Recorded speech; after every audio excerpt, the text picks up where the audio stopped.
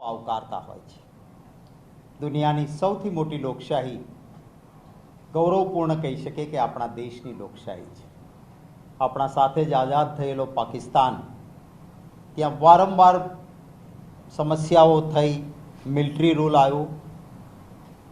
એ વખતે જે આઝાદ થયા પછી દેશને બંધારણ આપ્યું, કોંગ્રેસ પક્ષની બહુમતી હતી, બાબા સાહેબ આંબેડકરની અધ્યક્ષતામાં બનેલું એ બંધારણ એને સેલ્યુટ કરવી પડે કે દેશમાં સત્તા પરિવર્તનો થયા પણ એ લોકશાહી ઢબે થયા અને આપણા દેશમાં ક્યારેય લોકશાહીને લઈને ક્યારેય તકલીફો નથી ઊભી થઈ।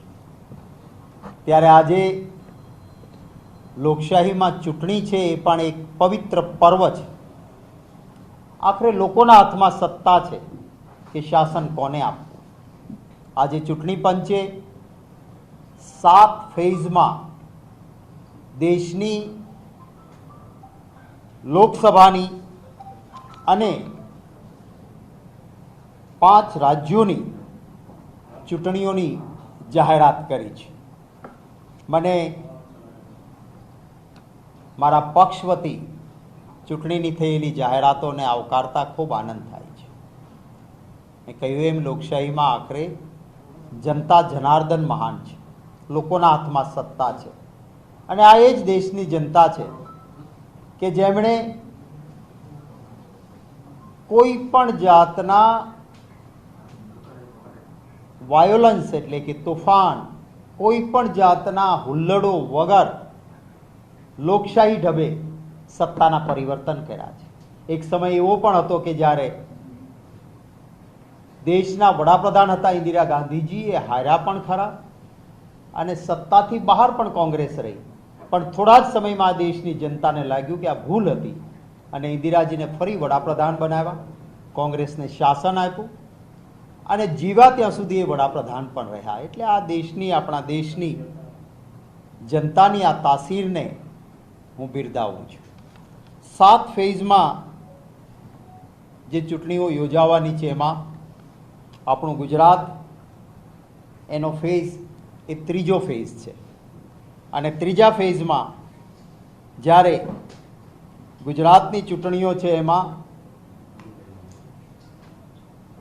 નોટિફિકેશન જે છે એ 16 માર્ચે આવશે।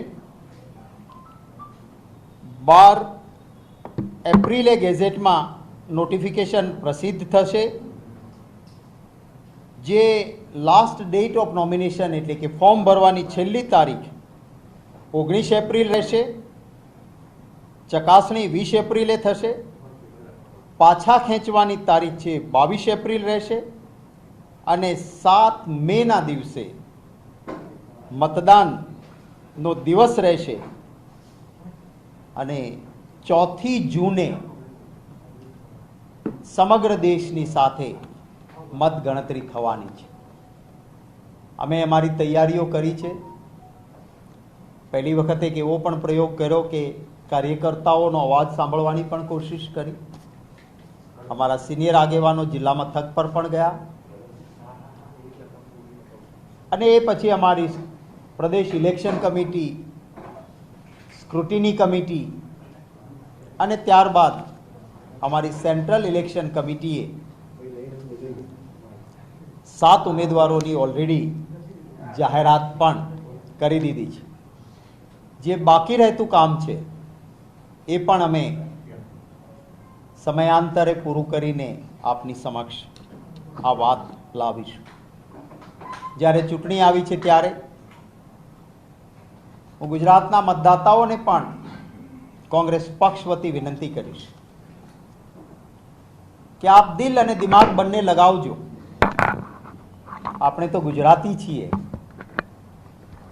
કહે છે કે શબ્દ પણ બોલીએ તો ત્રાજવામાં તોડીને બોલનારા લોકો છીએ। ત્યારે આપની કોઠાસૂઝનો ઉપયોગ કરજો।